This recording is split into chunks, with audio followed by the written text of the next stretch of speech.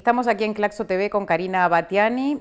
Karina es profesora titular de la Facultad de Ciencias Sociales de la Universidad de la República de Uruguay, integrante del comité directivo de Claxo y una especialista de género y en particular del tema de cuidados. Hola Karina, ¿cómo estás? Hola, ¿cómo estás? Karina, ¿qué es cuidados y qué es política de cuidados? Bueno, es una excelente pregunta, ¿verdad? ¿Qué es cuidados?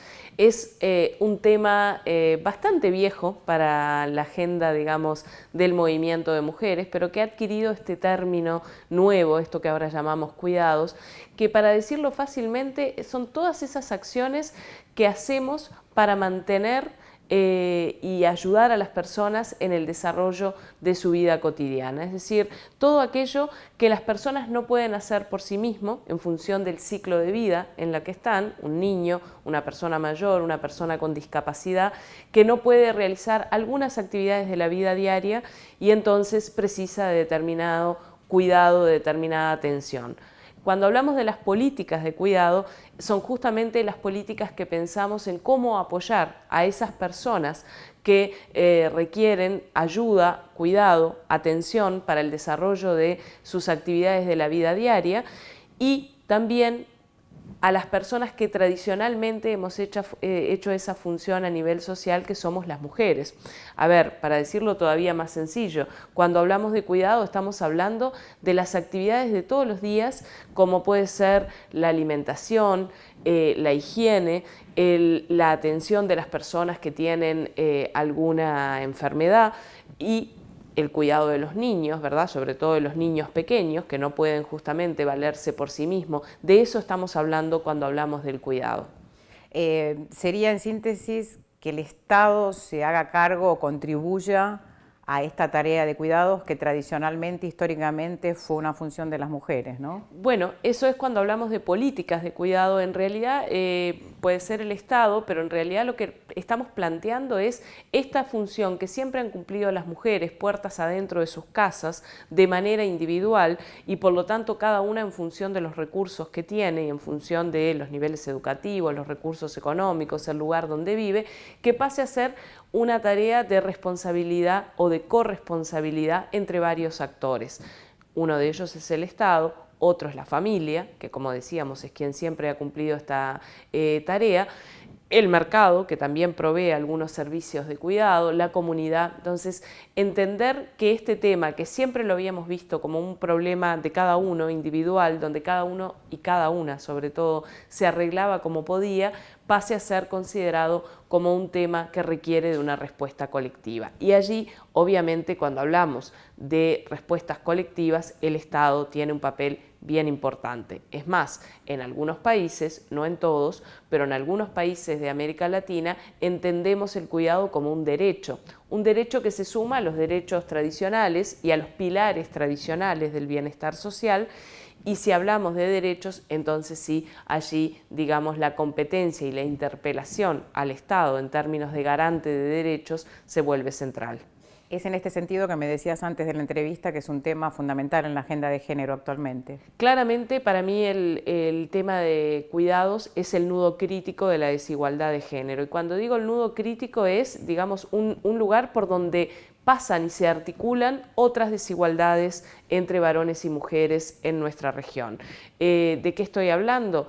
Bueno, que justamente las mujeres, por dedicarnos a las tareas de cuidados, por ejemplo, destinar casi 40 horas semanales cuando tenemos hijos pequeños, hijos menores de 4 años que no van a ninguna institución educativa, ¿verdad? Por destinar ese tiempo al cuidado de los hijos pequeños, obviamente tenemos que dejar de hacer otras actividades, dejar, por ejemplo, de trabajar remuneradamente, entonces ahí se pone en cuestión la autonomía económica de las mujeres, dejar quizás de participar social y políticamente, ahí tenemos otro de los nudos de la desigualdad de género y podría seguirte nombrando otras esferas por las cuales este tema del cuidado se convierte realmente en un nudo crítico de la desigualdad. Como te decía más temprano, ahora nosotros hablamos de cuidado y de políticas de cuidado, pero este es un viejo tema en la agenda de género y en la agenda de los movimientos feministas de la región, quizás con otros nombres. Antes lo conocíamos como trabajo reproductivo, después como trabajo doméstico, y bueno, y ahora ha adquirido una especificidad y además se ha desarrollado mucho conocimiento en nuestros países que ha llevado a conceptualizarlo como, bueno, el cuidado y las políticas de cuidado necesarios para que, por ejemplo, las mujeres puedan ejercer todos sus derechos en nuestros países. Esta distribución del tiempo de las mujeres en el cuidado en relación a los hombres es algo que miden estas encuestas, ¿no?, de tiempo cuantitativamente. Exacto, se han desarrollado como metodología, ¿verdad?, como forma de hacer visible todo esto que hasta hace muy pocos años, hasta el 2000, ¿verdad?, era absolutamente invisible en nuestros países. Se ha desarrollado una metodología específica que son las encuestas de uso de tiempo. 19 países de la región tienen en este momento esas mediciones y los datos son coincidentes, ¿verdad? Las mujeres dedicamos más tiempo a las actividades de cuidado y a las actividades familiares, de responsabilidades familiares, actividades domésticas, que los varones, pero además no es solo que dedicamos más tiempo, sino que dedicamos mucho más tiempo, dedicamos promedialmente casi el doble del tiempo masculino y además no solo es una distinción cuantitativa, sino que también es cualitativa, porque los varones cuando se involucran, por ejemplo, en las tareas de cuidado, vamos a pensar en los niños chicos, en los niños pequeños, eligen las tareas, no están en todas, están en algunas tareas. ¿En cuáles? En las que no requieren hacerse todos los días, o sea, no requieren sistematicidad, no requieren rigidez en términos del tiempo, se hace cuando queda tiempo, ¿sí? Por ejemplo, actividades recreativas o actividades lúdicas, mientras que las mujeres estamos realmente en las actividades que si no se hacen, se pone en cuestión la vida de esa persona, la vida de ese niño, alimentarlo, higienizarlo, cuidarlo, ¿verdad?, de las actividades que puede desarrollar en la casa, ¿verdad?, de que no sean actividades peligrosas, etc. Entonces, hay una distinción o una división, mejor dicho, cuantitativa y cualitativa del trabajo entre varones y mujeres en lo que refiere al cuidado infantil, pero también a las otras poblaciones que requieren cuidado, que como decía, son principalmente las personas mayores y las personas con discapacidad. ¿Qué han hecho los gobiernos latinoamericanos o qué se ha avanzado en este sentido en América Latina? Bueno, si hablamos de América Latina en general, yo creo que el avance es que el tema ha ingresado en la agenda pública, es decir, hoy se habla del tema. De manera más decidida en algunos países, de manera más tímida en otros, pero el tema está colocado. Prácticamente yo diría que todos los países están pensando en torno a este tema, están empezando a preocuparse y a entender que esta temática del cuidado es un pilar del bienestar, es lo que a mí me gusta llamar es una base invisible del bienestar social y que por lo tanto hay que desarrollar políticas y acciones para trabajar hacia esa corresponsabilidad que mencionaba.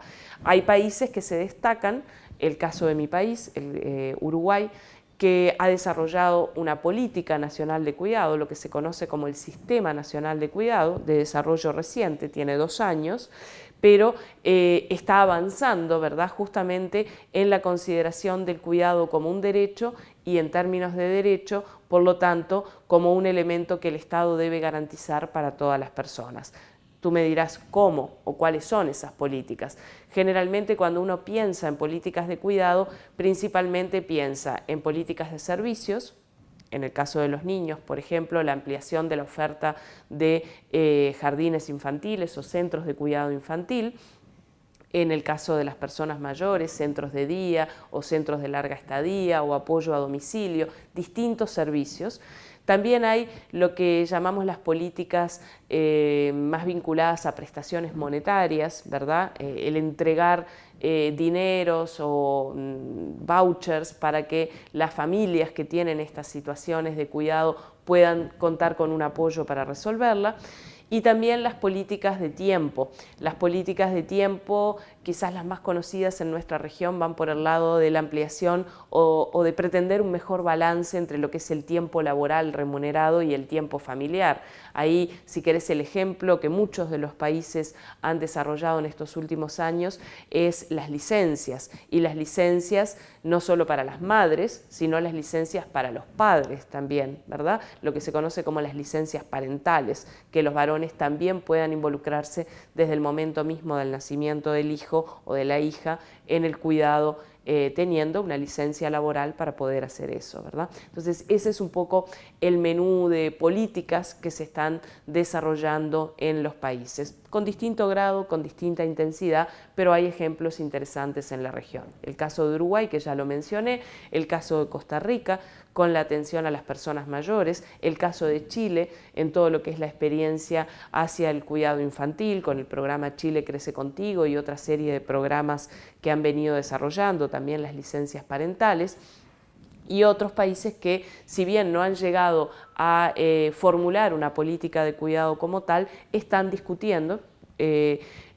Han ocurrido eventos a lo largo de este año y van a seguir ocurriendo en los próximos meses en los distintos países de, bueno, cómo podemos formular políticas de cuidado. Es el caso de Paraguay, es el caso de Colombia, de Ecuador, de Bolivia. Todos están empezando a trabajar y a discutir y a pensar cómo formular políticas hacia este tema. Pero como decías, lo fundamental es que es un tema que se ha instalado ya en la agenda pública, ¿no? Exactamente. De América Latina. Ese es para mí el gran cambio. Digamos, si uno mira la agenda pública antes del 2000 en América Latina, este tema no figuraba, no estaba, no era una prioridad. Y allí se produjo, digamos, el gran clic, producto, y hay que decirlo, ¿verdad?, del trabajo académico en términos de la producción de conocimiento, con las encuestas de uso de tiempo y otras tantas herramientas que se han desarrollado allí, y también de la presión o la demanda social, principalmente de los movimientos de mujeres en la región para que este tema se atienda. Y me animo a decir que en la mayoría de los países hoy el tema está sobre la mesa, es decir, es un tema que está interpelando la acción estatal en los distintos países.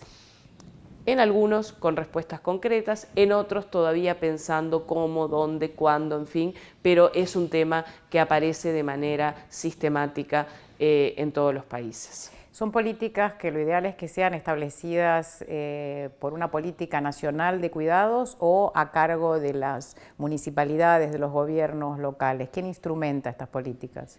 Bueno, en realidad lo ideal es la combinación de ambas, ¿verdad? Generalmente se necesita una política a nivel nacional que va a dar grandes normativas y directivas, y también políticas a nivel local o a nivel de las distintas ciudades. También tenemos experiencia en la región en este sentido, pero creo que lo ideal es la combinación de ambos factores. La política nacional, que si querés, lo que más avanzó en la región tiene que ver principalmente con el marco normativo y regulatorio, no tanto las políticas concretas, y luego las políticas a nivel de los espacios de los gobiernos locales, en las ciudades. Concretamente en algunas ciudades de América Latina se ha trabajado, es el caso de Montevideo, el caso de Santiago de Chile, entre otras, ¿verdad?, que están trabajando y pensando, bueno, ¿qué podemos hacer desde las ciudades también para contemplar este tema? Por ejemplo, a nivel de lo que son los espacios públicos, a nivel de lo que es el transporte, para prever también este tema del cuidado y de la prestación de determinados servicios que son propios de los gobiernos locales que contemplen la particularidad de este tema que estamos conversando. Dame solo para finalizar un ejemplo concreto, por ejemplo en Montevideo, que dabas como un ejemplo de esta implementación de política de cuidados, de una política de cuidados en Montevideo, un ejemplo sobre Bueno, en el caso de Montevideo la política está articulada con la política nacional, y los ejemplos vienen por la ampliación de los lugares para el cuidado infantil, ¿verdad?, que están combinados entre el gobierno nacional y el gobierno municipal para tratar de tener mayor cantidad de plazas disponibles, ¿sí?, y accesibles desde el punto de vista económico, es decir, servicios públicos o servicios que combinan alguna modalidad de copago para toda la población, ¿sí? Ese puede ser un ejemplo. También lo que tiene que ver con pensar los traslados y los transportes a nivel de la ciudad, porque tendemos a pensar a veces que el transporte o la forma que nos movemos las mujeres en la ciudad es similar a la que utilizan los varones, y en muchos casos por esta realidad del cuidado no es así, porque la mujer no necesariamente hace un trayecto domicilio-trabajo, trabajo-domicilio, que suele ser el desplazamiento más frecuente de los varones, sino que en el medio aparecen algunas de estas demandas de cuidado. Por ejemplo, dejar los hijos en un centro de cuidado, pasar a retirarlos o acudir por necesidad de algún familiar al sistema de salud. Entonces, pensar también dónde se ubican los servicios y cómo se contribuye desde las políticas de desplazamiento urbano a facilitar toda esta movilidad asociada al cuidado. Bueno, muchísimas gracias, Karina. Por favor.